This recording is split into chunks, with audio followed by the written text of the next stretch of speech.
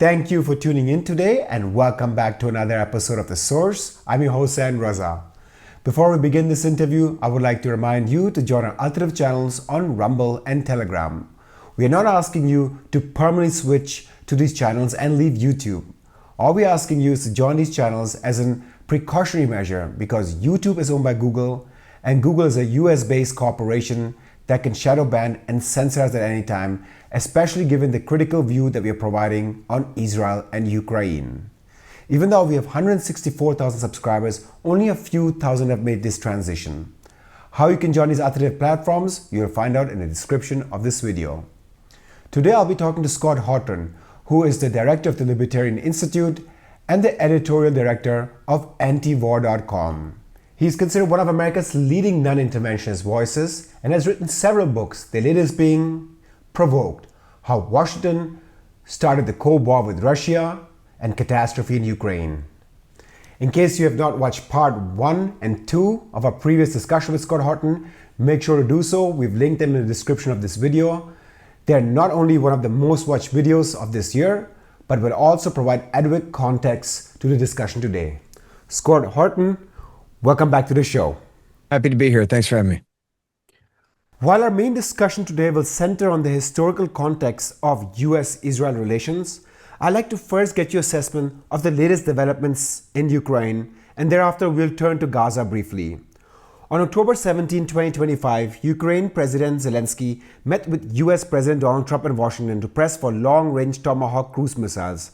However, the meeting ended without a formal US commitment.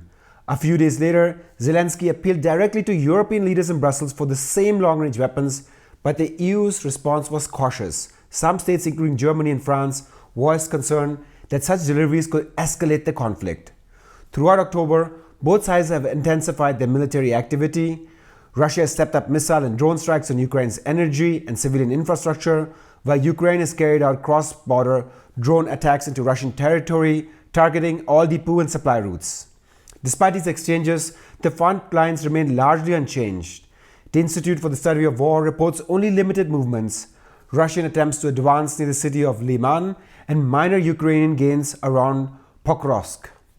Meanwhile, Trump has floated the idea of freezing the war at the current lines, a proposal Zelensky has cautiously called a workable framework, but which the Kremlin has rejected, arguing it would reward Kiev. A planned Trump-Putin meeting that had been under discussion earlier has now appeared to be put on hold. Can you comment these developments, in particular your view on Moscow's unwillingness to freeze the conflict where it stands, a position that many major German media outlets frame as evidence of Putin avoiding peace and trying to sustain the violence?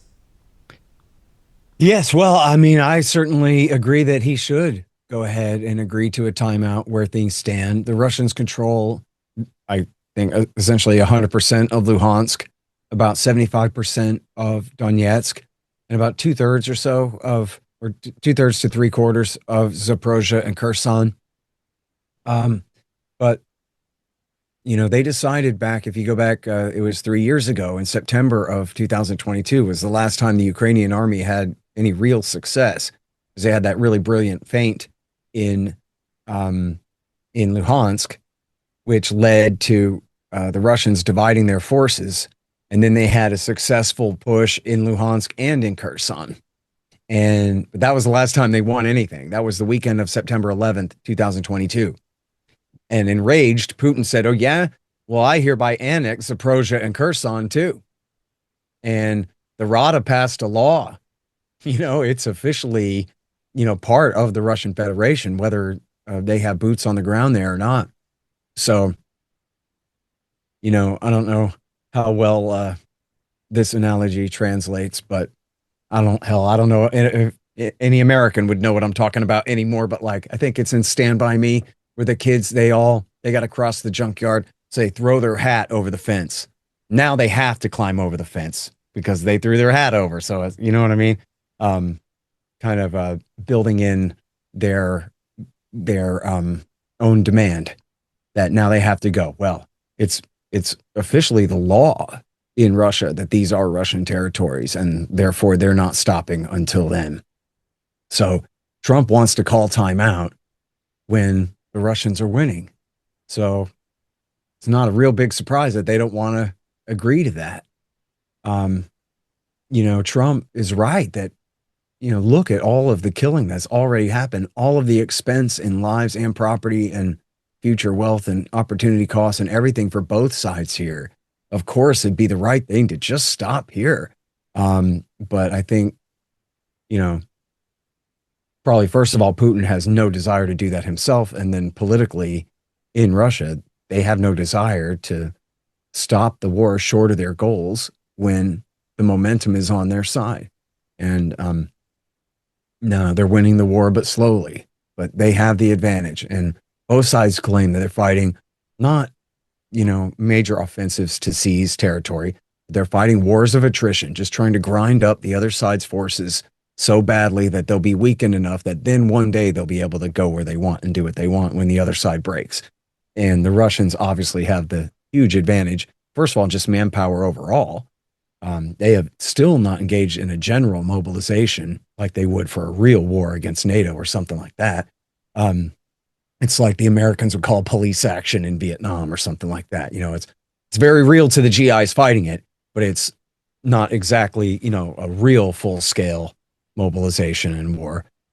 So they have essentially endless reserves, and they also have the firepower advantage too, and just overall munitions. And then I think they seem to have really the edge in drone warfare as well.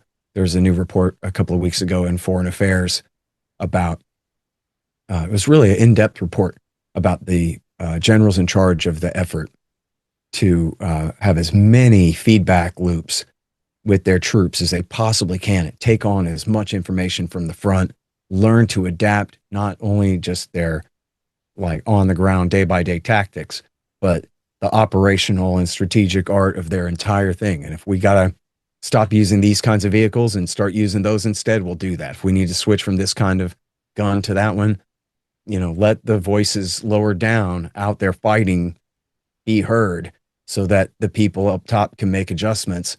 And at least they're trying. It's very hard. I mean, the military in Russia or anywhere else, but maybe especially in Russia, is a government program and is, bound to be, completely bound up in inefficiencies and corruption and all kinds of perverse incentives. But they're really trying to be as fluid as possible in the way that they're fighting, sending crews of just a few men at a time on motorcycles and these kinds of things, trying to adapt.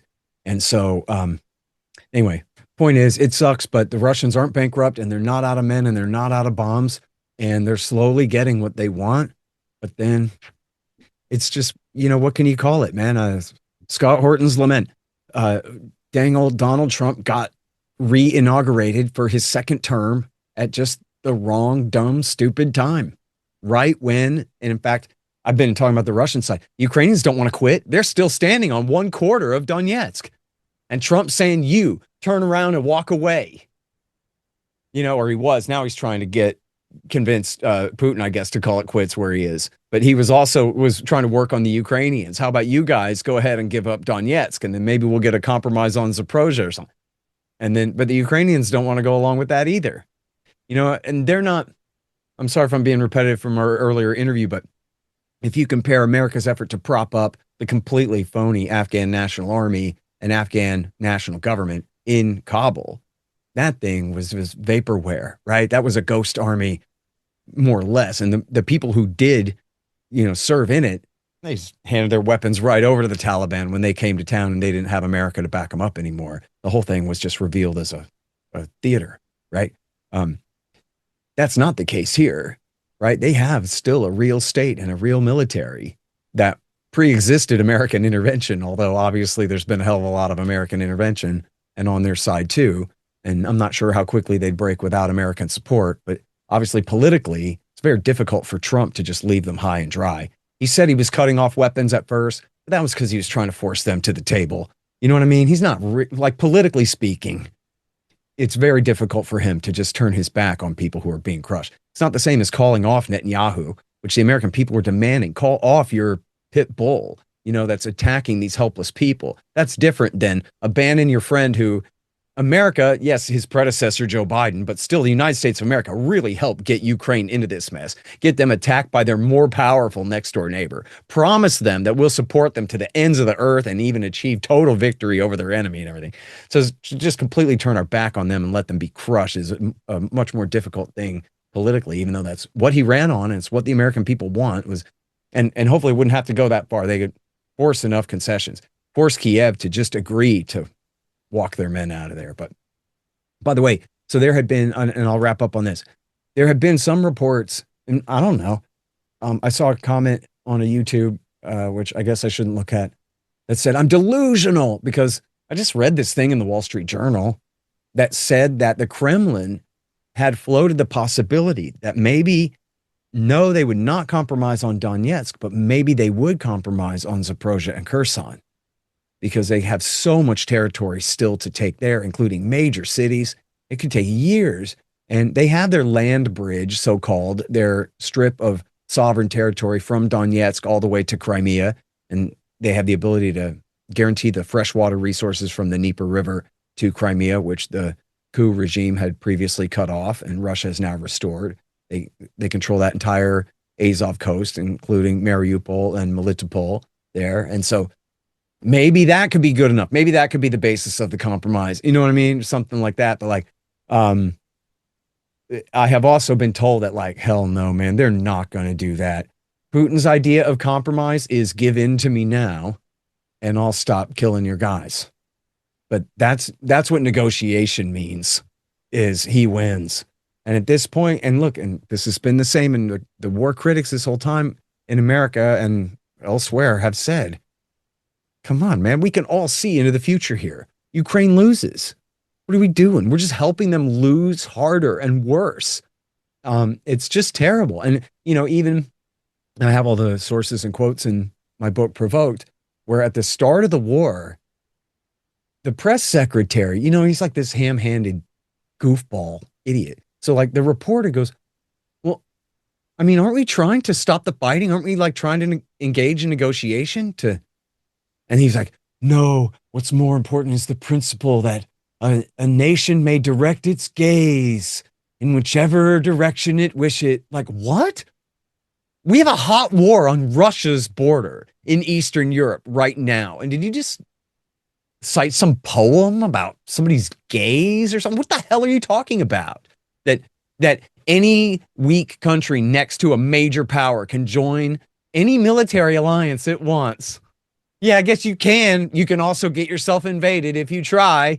I mean, what are we even talking about here? And they refused to even negotiate, or, you know, it was so blatant that they didn't want peace here. They did not want to figure out a way to prevent the fighting. They wanted to do was prolong it. The Russians made the mistake to enter into Ukraine. Well, we're going to make them suffer for it. We're going to inflict on them a strategic defeat by making their conquest of the East just take a long time and cost a lot more than it otherwise would have. And then that's victory. That's the end of the day for the Americans. That's calling it a win for the Joe Biden administration. When, of course, like in any other context, any human being on this planet would look at that and say that that is the height of betrayal. How in the world could the most powerful nation get this weak nation into such trouble with their neighbor? And then, oh yeah, we'll support you, but to what end? When we know that they can't win. We know that if we really intervene with our own forces, it'll lead to general war, and then we'll all lose that one too. Right? So it's been written in stone this whole time how this is going to play out, essentially. The only question was over what period of time. And it's the worst sin. I mean, I don't know what to say about it. It's just absolutely the most criminal thing in the world. And it's, 49% Joe Biden's fault, 51 Putin's. Let us switch to Gaza, and I wanted to recap the latest developments there for our viewers as well. On October 9th, Trump announced in Egypt that a ceasefire agreement had been reached between Israel and Hamas, calling it, quote, the first step towards a strong and everlasting peace, unquote. The announcement came at a summit attended by Egypt, Qatar, Saudi Arabia, the United Arab Emirates, alongside with major European participants, including France, Germany, and Italy. Notably, neither Israel nor Hamas nor any Palestinian representative took part publicly, although the delegations signed the documents indirectly through Egyptian and Qatari mediation. Under Phase 1, Israel agreed to withdraw to the so-called Yellow Line, ease the blockade, and release around 2,000 Palestinian detainees, while Hamas committed to halting rocket fires and freeing all 20 living Israeli hostages. Both sides have adhered to this initial exchange. Yet the situation remains deeply unstable. Israeli airstrikes have continued, killing nearly 100 Palestinian civilians since the truce began. The World Health Organization warns about 15,000 people still need urgent medical evacuation, and Gaza's civil defense estimates that tens of thousands remain trapped or dead beneath the rubble, with the total death count now exceeding 60,000 civilians. The UN reports that although Israel pledged to allow 608 trucks per day, only about 650 have entered in total by October 23rd, while satellite imagery still shows around 40 Israeli military positions remaining within Gaza. Phase 2 and 3, which are meant to cover Gaza's reconstructions, the return of displaced civilians, and the disarmament of Hamas and governance of Gaza, remain highly contentious issues that could easily lead to a collapse of Trump's peace plan. Given this backdrop, can you comment on the current ceasefire, particularly why you think Israel continues to carry out strikes in Gaza and restrict humanitarian aid? And secondly, do you believe Trump's so-called peace plan is even realistic and is capable of bringing between lasting peace between Israel and Palestinians? Oh, man. Well, look, on the last question there, the answer is no. I mean, look, the best anybody can hope for right now is some kind of real ceasefire.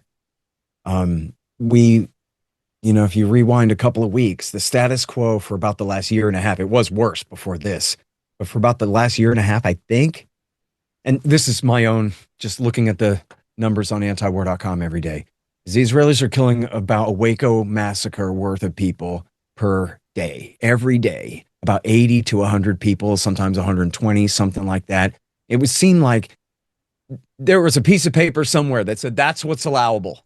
We can do about what the Texans are willing to tolerate in Waco on an April afternoon in 1993. We'll do that to the Palestinians every single day. And the Americans and everyone else will tolerate that, but not too much more.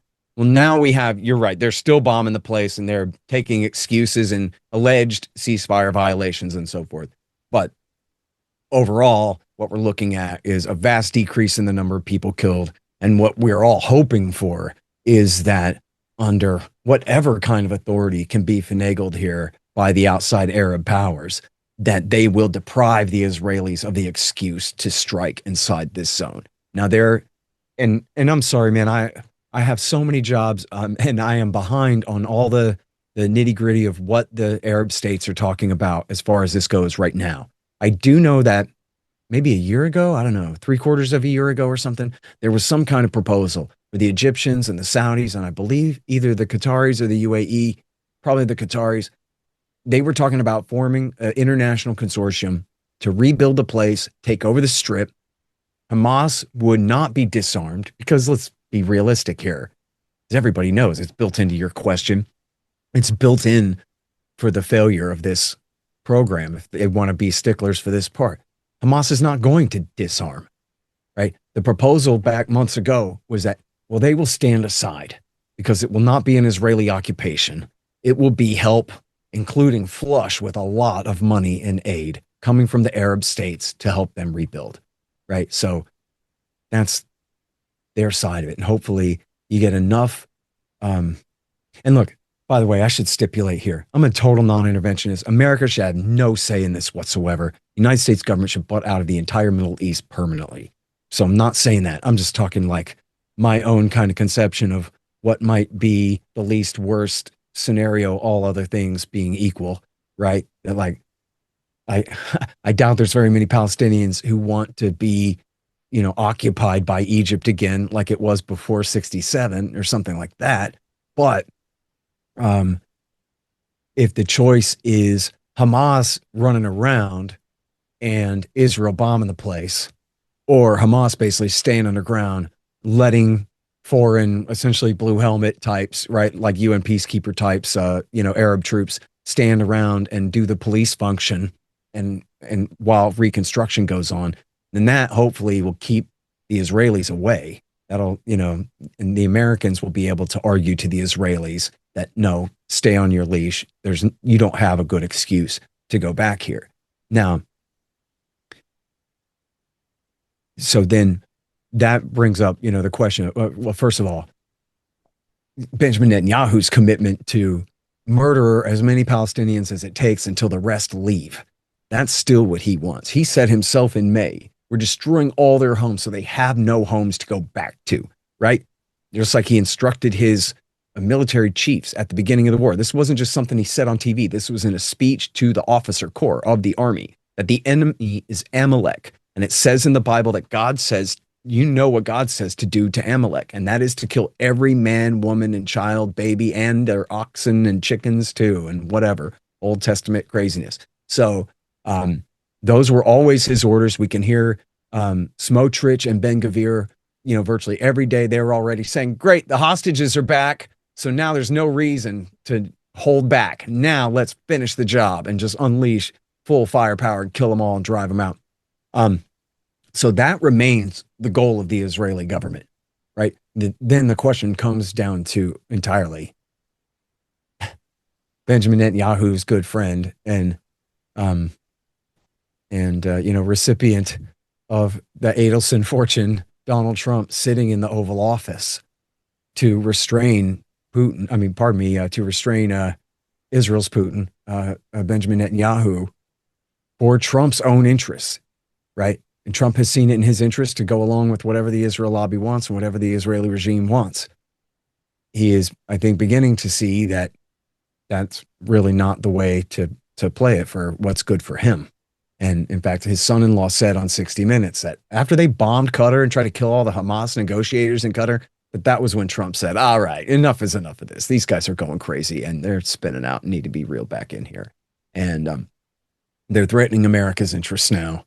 And I don't mean America, the country. I mean America, the world empire, but that's his concern, that their interests in the Middle East are being threatened. And so enough of that. And now, so why is Vice President Vance there? And why is Jared Kushner back there now? There, as Sagar said on Breaking Points this morning, they are babysitting. They are there as a big, counterweight, looking over Netanyahu's shoulder. In fact, I talked about them taking advantage of alleged ceasefire violations. The first big one here was a bulldozer got blown up, and they said it was RPG from some terrorists popped up way behind enemy lines and blew up this bulldozer. When apparently, and this is according to reporting by Ryan Grimm from his sources, it was not like satellite guys back in the United States. It was American forces on the ground in Israel. They now have a base in the Negev desert where they are. Remember, we saw that report that like hundreds of troops are going to Israel. They're not there to fight. They're there to oversee the implementation of the ceasefire.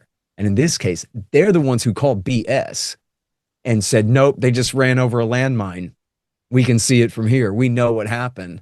And whoever placed that landmine, it was a long time ago. And it may have just been a dud. It may have been just an artillery shell laying in the ground that they ran over. But that no Palestinian fighter did that. So it was not, in fact, a ceasefire violation at all. And what did the Israelis do?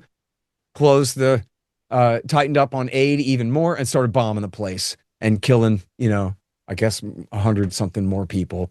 But then they said, okay, back to the ceasefire. And the White House insisted back to the ceasefire. And then Vice President Vance got off the plane and said, look, we're interested in seeing this thing through. Now, I'm not saying I have faith in Donald Trump. I'm not saying any of your audience should either. I'm just trying to describe like the situation as it is. And it's a bleak situation, quite frankly. The only real incentive that Donald Trump has to keep this peace is that he bragged really big and tall about just how peaceful it is and just what a great job he did achieving it. Now, he did achieve a ceasefire before his inauguration, in which he allowed Netanyahu to break in March of this year with impunity and kill tens of thousands more people in the meantime, and didn't say anything about it. But he didn't climb way up on top of the pyramid and declare himself the greatest peacemaker in the history of the world over that ceasefire. He was just trying to buy a little bit of quiet for his inauguration period, right? A little bit of happiness for right around then, and then we'll get back to the killing in a minute or whatever. This time, he's got up there and said that he's Trump, the great peacemaker of all time and whatever.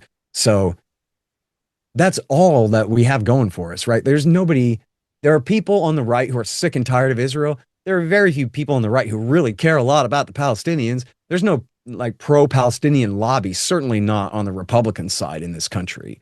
And it would be a poisonous association in the first place, I guess, you know, if anybody, you know, on that side did try to talk with them at all, or, you know, but it is also true though that, and the Israelis just really underestimated this, I guess, or they're counting on it and they don't give a damn.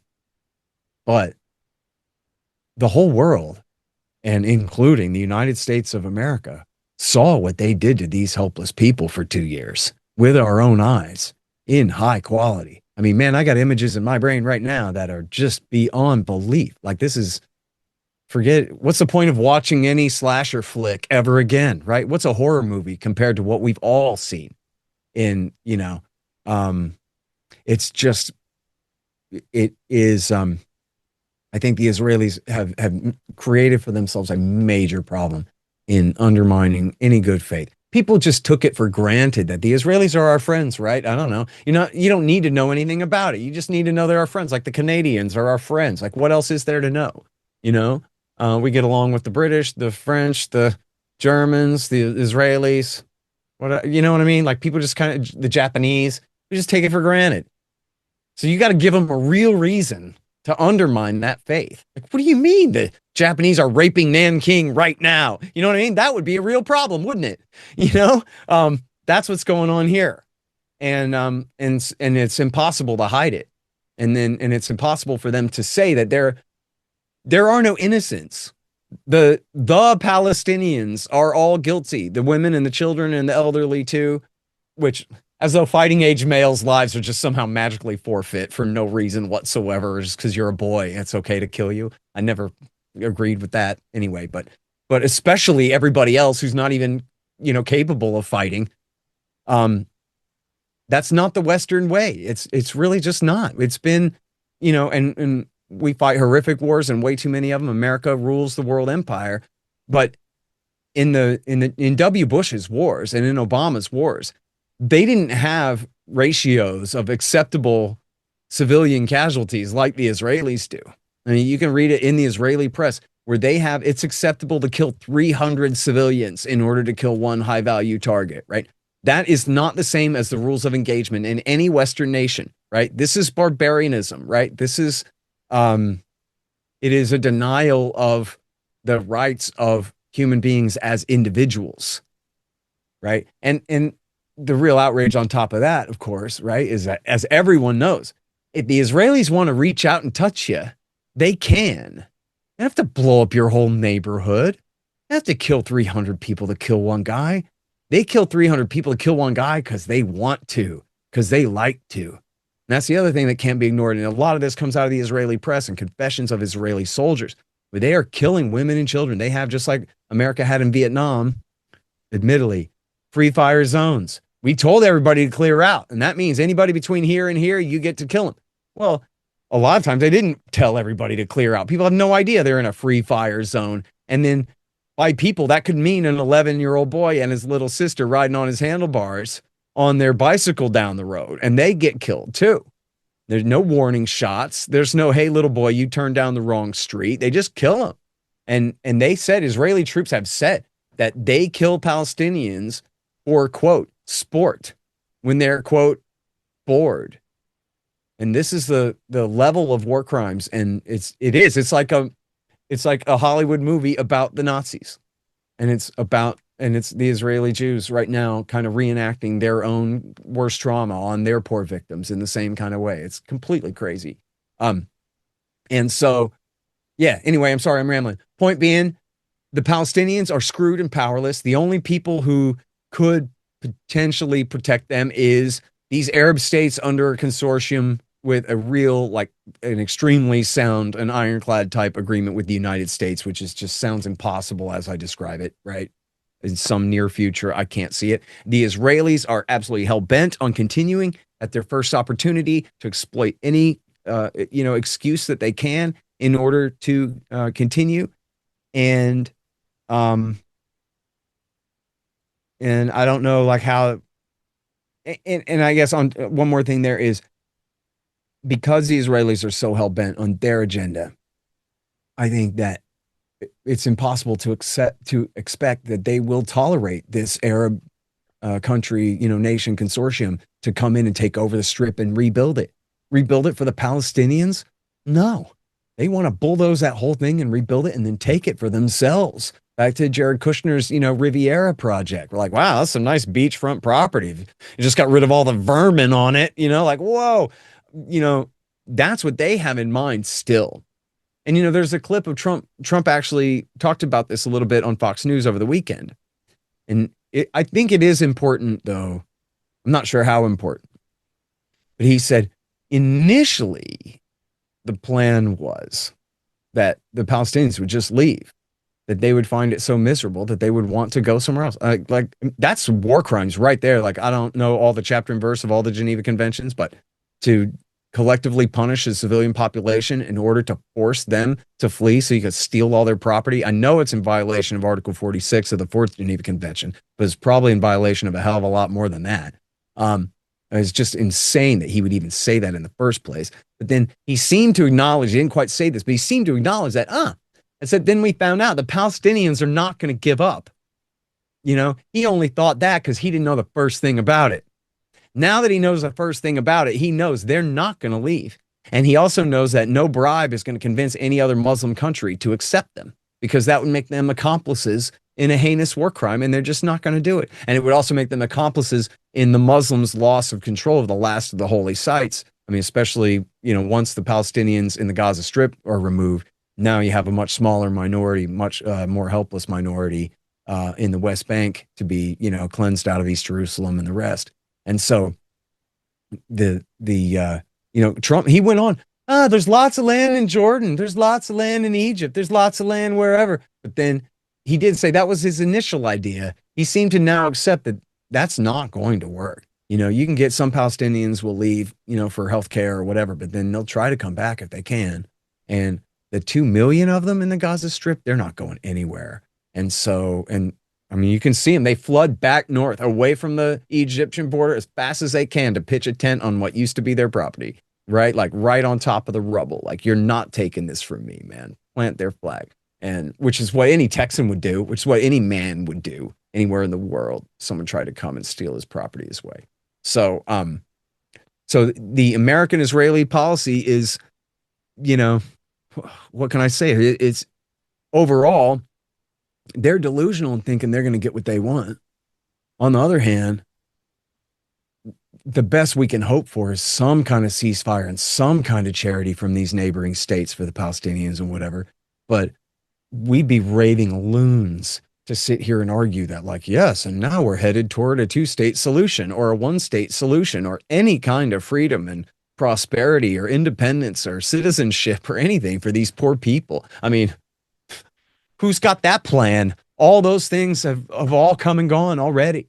It's just, you have these Western European countries and Anglophone countries recognizing a Palestinian state. Well, that's pretty great, but what does that mean? It doesn't mean anything unless they're willing to now say that they're going to do something to enforce UN Security Council Resolution 242. You better get your settlers out of the West Bank. We are declaring it a sovereign nation and in fact, an ally of ours or whatever. Unless they're really willing to enforce a Palestinian state, it's still up to the Likud whether there's a Palestinian state or not. And as Netanyahu has said time and again, no way. There will always be only one security force between the river and the sea, his. Let us take a step back and look at the broader historical context of US-Israel relations. In much of the independent media scene, the prevailing view is that Washington provides Israel with unconditional support, be it militarily, diplomatically, or economically, even when Israel pursues annexation, occupation, ethnic cleansing, and genocide in Palestine. We see this full display today. Despite Israel devastating Gaza to rubbles, and despite findings by the UN Commission for Human Rights, and even organizations such as Amnesty International and Human Rights Watch, that Israel is committing genocide in Gaza, The United States has not halted its diplomatic backing, let alone its military support, regardless of which party or president is in power. As someone who has studied the evolution of this alliance, can you walk us through this relationship and how it has developed? And from your perspective, has this relationship actually served U.S. national interests, or has it put it at greater risk? Oh, well, the last one first, that's easy. There's nothing but a millstone around our neck. You know, um, we have here, I don't know if you guys study this, the rhyme of the ancient mariner and the story of the albatross, which was always a symbol of good luck. But some stupid sailor shoots down the albatross, and then it becomes a symbol of bad luck. They get in a storm and a bunch of men drown. They hit on the rocks and everything goes terrible, and it's all his fault because he shot down the albatross, and they make him wear it around his neck. And that's why they say an albatross around your neck. But the thing is about the albatross is it started out at least as a symbol of good luck, right? Like, what's Israel? It's founded by a bunch of communists and, in alliance with Joe Stalin, and was not even pretending to be a part of the West for, the first couple of decades there, first few decades anyway. They ingratiated themselves with the Democrats originally. And, they threatened Harry Truman, the president that recognized Israel. His daughter wrote a memoir where she said that the Zionist terrorists were sending him letter bombs, trying to kill the president because he was too hesitant to recognize Israel, give them the support that they wanted then. And they played real hardball. There's a guy named John B. Judas, who's a professor and member of the Council on Foreign Relations and is very, fancy pants, credentialed establishment academic. And he wrote a book all about this, which I haven't read, but I read all about, and I heard interviews of him about it and this and that, about, the Zionist role in bankrolling Truman's presidential campaign and how important it was, and how then he owed them one, and recognizing Israel then over the objection of his Secretary of State, who said this is going to bring us endless problems. But then, so, they were mostly in the Soviets camp, I think, at first. And then eventually they decided that it would be better for them to suck up to the West. And of course, there are important Zionists in the West, especially in England and the United States, which were their more important supporters. And the United States obviously was far more powerful than the Soviet Union at that time. And they saw their advantage in using the Israelis to check the power of nationalists and socialists in the Middle East during that time. Now, I wouldn't count that as really benefiting America's national interests, because I'm against all that, first Cold War too. I don't think any of that was really necessary. And probably if they had just like what actually happened, when America got sick of containing Soviet communism and actually allowed it to expand, that's when it fell, right? Once they bit off more than they could chew in Afghanistan and Angola and in El Salvador and Nicaragua, and like, man, this is expensive trying to bankroll all these commies all around the world this way, and they couldn't do it. Finally brought them down. So if we hadn't contained them, Soviet communism might have ceased to exist a lot sooner than it actually did. But anyway, I don't think there's any question. I mean, if people want to argue with me about they served as an important American satellite during the first Cold War, I don't know, whatever, fine. But I don't think there's any question that they've just been nothing but a problem since the end of the Cold War. And, they helped in important ways. I wouldn't say they were nearly as crucial as later on, but they helped to lobby for the first Gulf War. And they definitely pushed. It was the Israeli government that demanded Bill Clinton's policy of so-called dual containment, said that after the first Gulf War, we had to stay in Saudi Arabia because America beat up on Iraq so bad. They weren't powerful enough to contain Iran anymore, to balance against Iran anymore. So now America had to stay in Saudi to balance against them both, which is, of course, the primary reason that America and Britain and Saudi's own terrorist mercenaries turned on the United States. Was the permanent bombing campaign of Iraq from bases in Saudi Arabia at Israeli insistence. And then, of course, the rest of their war crimes against the people of Palestine and Lebanon are a huge part of what inspired Al-Qaeda's war against the United States in the 1990s. And if you go back, Al-Qaeda's first hit in America was they killed a right-wing Israeli Rabbi Kahane from the Koch party, who was the guy who said, get rid of every last Palestinian off of this land, one way or the other, and whose party was named fascist by the Supreme Court of Israel and outlawed then. But that's, of course, like consensus in Israel now. But That was his position. That's the first guy they killed, was in New York City in an assassination in 1990. Then after they blew up the World Trade Center in 1993, the guy who cooked the bomb sent letters to all the New York newspapers saying he did this. Why? Because of Israel and Palestine and because of America occupying Saudi Arabia in order to bomb Iraq. And then it was the same all the way through the 1990s. They hit us over and over and over again. And this was their motive, is America's Israel-centric foreign policy. And, you know, for so long, people just say, well, I guess those are the breaks like that. That if that's part of the cost of being a good friend to a good friend, then okay. But it's not being a good friend to a good friend. It's being a good friend to a country that's not a good friend to us at all. And it's being a good friend to a country that they're not motivating this terrorism against us just by being a nice little Jewish boy over there minding their own business. They're ruthlessly killing children. And they're therefore, you know, in these people's minds, justifying, right? They are driving people to revenge against who? Against Americans for supporting what Israel is doing. So that's how we got into the dang terror war in the first place. That's the principal cause of the September 11th attacks. You're in Germany, right? This is such an important anecdote, and nobody ever really talks about this. They rather get off onto kooky stuff instead. But the principal hijacker from September 11th is a guy named Mohammed Atta, and his best buddy, Ramzi bin al-Shibh, helped to organize the thing. He couldn't get into the country, but he helped organize the thing. He's in Guantanamo to this day. But Mohammed Atta, he was the lead pilot and lead organizer in the United States and flew Flight 11 into, I think it was the North Tower, if I get it all straight. I forget these days. And then the thing is this, though, is it was Shimon Peres when he invaded Lebanon in 1996 in Operation Grapes of Wrath, that Mohammed Atta and Ramzi bin al-Shibh, who were Egyptian, upper middle class Egyptian engineering students studying in Hamburg, they decided that instead of being engineers, they wanted to go and join the Mujahideen. They wanted to take the war to Israel or whoever they could in this fight.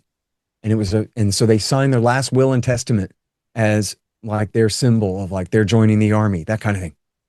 And then just like 2 months later, 3 months later, bin Laden put out his first declaration of war. It's called the Declaration of War against the Americans occupying the land of the two holy places. Pretty subtle, right?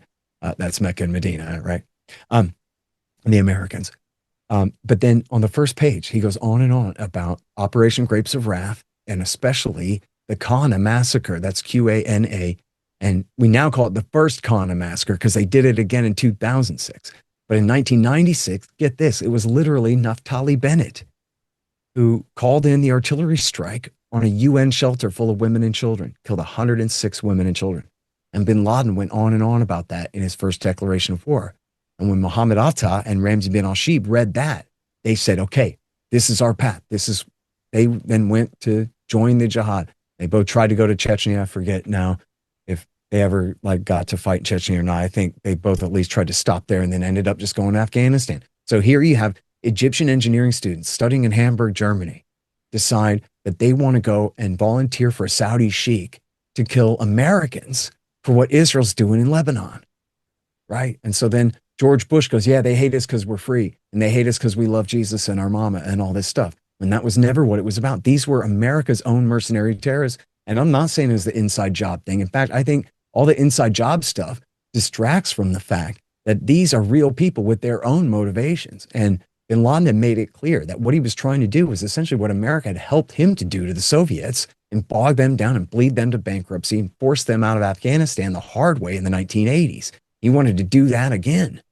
And it worked by getting America to invade Afghanistan. That was what all that was about. And this is every bit of this is the cost of supporting Israel. And then what happens? They prolong the Afghan war. Why? They could have been in and out of there, killed a few Arabs and left. And then what they do? They stayed. And why? Just because they had to make the war last long enough that they could go to Iraq. But that was going to take a year and a half to build up the forces in Kuwait, and they hoped Turkey to invade Iraq. So they extended the Afghan war. They ended up extending it 20 more years. They extended it just so they could go to Iraq. And why they want to go to Iraq? For Israel.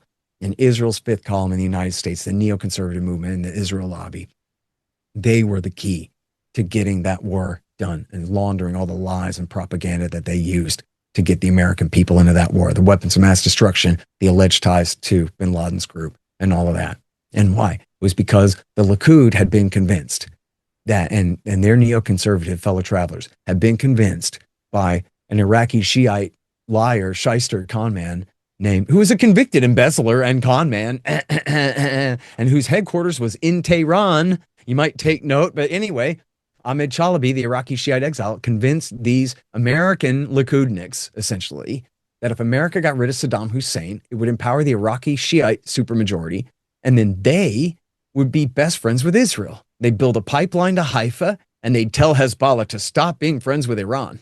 And then Israel and their friends, Jordan and Turkey, would be dominant in Iraq. And the Iraqi Shiite supermajority, they'll just bend down and pray all day and do whatever you tell them, which was actually, guess what? Turns out not how the war worked at all. But it's what these neocons thought, and they did it for Israel. And that was the whole purpose of this thing. So you take a look. Let's just say, forget all the motivation for September 11th. Let's just say they did hate us for our freedom, okay? And just forget the 20th century entirely. History begins on September 11th, 2001. We got 400 Al-Qaeda hiding out in the Nangarhar province in eastern Afghanistan. That's the whole terror war. They could have all been dead and the whole thing could have been over by Christmas Eve. Would have been the end of that. None of this terror war, 20 years of war. Afghanistan, Iraq, Somalia, they always leave out. But of course, also Pakistan, Libya, Syria, Iraq War III against the caliphate that we built in Syria to spite the Shiites there. And then the two different wars in Yemen, now three, I guess, different wars against the poor people of Yemen. None of this had to happen. Every bit of this is because Israel's the devil on America's shoulder, making sure that people decide to do this and to do that. A big part of what happened after September 11th was, even though people out here in the country were pretty clued into this threat, people in Washington, they just didn't understand at all the menace that Al-Qaeda was and that they were coming this way and that this needed to be their priority. And they really were just shocked and just didn't know what to do. They didn't know who to be mad at. They didn't know, what do you mean the Muslims did it? Like, which ones? What's the thing? And what is Al-Qaeda anyway? They didn't know the first thing about America and Britain and Saudi's pet mercenary terrorists that we'd been running for years at this point. They didn't know anything. But the neoconservatives said, we know what to do.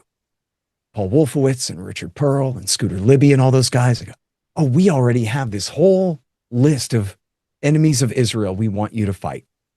And so the fight against the guys that knocked the towers down is Israel's fight against all their enemies too, and including Hamas and hell, including Yasser Arafat and Fatah, including whoever you got that stands in Israel's way of creating a greater Israel and seizing the West Bank and the Gaza Strip, much less, southern Lebanon and parts of Syria, whatever from there. But so that's just a huge part of it. And for people listening, hell, this may be illegal to say in Germany. I don't know. But I have to tell you, I am not an anti-Semite, and I'm not trying to feed into anti-Semitic paranoia or propaganda or conspiracy theories or anything like that. This is just the true history of the world. And I wrote about all in my book, Fool's Errand is about Afghanistan, but Enough Already is about all the wars in the Middle East. And I cover all of this stuff. And there were a lot of neoconservatives that were not Jewish. There are a lot of Zionists who are not neoconservatives or Jewish. There are a lot of Christian Zionists. There are a lot of people who, again, just take it for granted that Israel's our friend. And geez, if they need a hand, I don't know, whatever. And there were a lot of people who had a lot of money on the line, a lot of careers on the line to go along with that whole thing.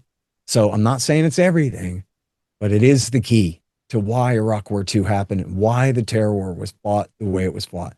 And that is the best way to understand the neoconservatives. Who are the neoconservatives? They're essentially Israel's fifth column in America, more particularly Likud's, and more particularly Netanyahu's faction. I mean, even when it was Netanyahu versus Sharon, they were Netanyahu's guys, even when Sharon was the prime minister. And so that's who they are. They're the vanguard of the Israel lobby. What do the neocons want? They're speaking for Israel. So you can finish that question with, well, what's Tel Aviv saying this week? And then it won't be a big surprise. So the cost to the people of the United States of America for, carrying the Israelis around in this way is just far beyond the trillions that we've given them, or hundreds and hundreds and hundreds of billions in aid that we've given them. The opportunity costs are just incredible. There used to be this big fight in the government. Well, I'll politely put it like this: Israel versus oil. That was the way they put it. This is like the argument in the State Department, right? They're like, okay, Israel, but still we have all these important oil interests in the Gulf. And we have to figure out, there has to be some kind of balance there, right? And then that ends up becoming a major turf war inside the government, where the people who get along with the Arabs and are more interested, in business, they end up getting pushed out in favor of ideologues from the think tanks, because if they know too much about it, they can raise objections. So they just get run out. So this is a perennial problem. Israel doesn't even have any oil, right? They may get away with, stealing the Palestinians' gas at some point, although I think that's probably mostly overblown. But otherwise, what do they do for us? Joe Biden says, well, Israel is like an unsinkable aircraft carrier. But that's not true. We don't have an air base in Israel. And we do have advanced weapon stores there, but they just raid those and steal all those weapons. So it's a pretense that those weapons are there as forward positioning for the United States in the first place. We don't have a naval port in Israel. We don't have an official military alliance with them. We fight wars for them, and then they don't even come along. They don't even help. You could say, yeah, but Scott, didn't they help Barack Obama back Al-Qaeda in Syria back 15 to 10 years ago? And I go, yeah, but that was him helping them back Al-Qaeda in Syria. Why? Because they hate the Alawites, because the Alawites are friends with the Shiites and friends with Iran and friends with Hezbollah. And since Iraq actually empowered Iran instead of weakening them, now they were trying to weaken Assad as their consolation prize, as a runner-up, which they finally succeeded in doing last December. And literally you have an Al-Qaeda guy sitting on the throne in Damascus right now. All that is treason. That's treason. This guy, Abu Muhammad al-Jawlani, al-Shara, they call him now, or maybe they say that's his real name. He boasted that he fought Americans in Mosul and Ramadi in Iraq War II when he was fighting for Zarqawi and Osama bin Laden. And now America, under Biden and under Trump, are proudly his allies, putting him in power, standing by him. Why? Because that's what Israel wants. When it's high treason against the 3,000 dead in New York, it's high treason against the 4,000 guys who died fighting the Sunni-based insurgency in Iraq War II. And they just go on like it's nothing. And why? Why? Because that's what Israel wants. Why can't we have a normal relationship with the Ayatollah? Because that's what Israel wants. They're nothing but trouble, nothing but a cost to the United States. The only question is, if America truly just turned our back on Israel, then how dangerous would it be when they go and ally with China against us and give every secret that we ever gave them? They already sell our supersonic sea-skimming missiles to the Chinese, whatever they want. They've been busted selling our secrets to the Chinese over and over and over again. But how about after a real clean break between America and Israel?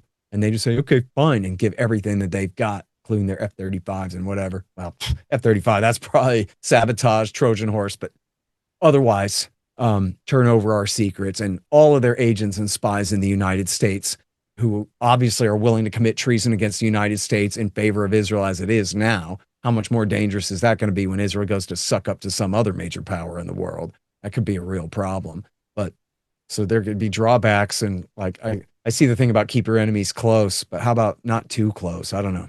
But otherwise, I blame them for Iraq War II and in large measure anyway. Obviously, George W. Bush pulled the trigger on that, but Ariel Sharon was riding shotgun, and Netanyahu's men, especially in the United States, helped push us into that thing. And so there's a chip that's never getting off my shoulder, and I don't see how any American should ever forgive them for their role in that. American sons' lives, our purpose is to serve a foreign nation's foreign policy goals? Oh no, that's not right. And me and a lot of other people are mad about it and getting madder. Scott Horton, director of the Libertarian Institute, author and editorial director of antiwar.com. Thank you so much for your time and insight. Thank you. Appreciate it. And thank you for tuning in today. If you like the journalism that we undertook in this video and would like to follow us going forward, then make sure to subscribe today by clicking on the subscription button below. It costs you nothing and only takes you a few moments. Also, if you'd like us to continue with our journalism that does not take any money from corporations or governments, all with the goal of providing you with information that is free from external influence, then make sure to donate to us today. How you can donate to us, you will find out in the description of this video below. I thank you for your support and for tuning in. I'm your host, Zain Raza. See you next time.